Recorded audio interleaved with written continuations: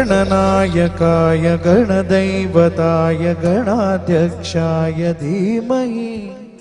गुणशरीराय गुणवन्दिताय गुणेशानाय धीमहि गुणाधीताय गुणाधीशाय गुणप्रविष्टाय धीमहि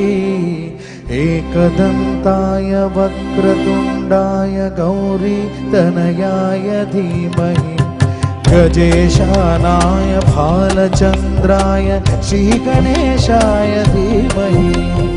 एकदन्ताय वक्रतुण्डाय गौरीतनयाय धीमहि गजेशानाय भालचन्द्राय श्रीगणेशाय धीमहि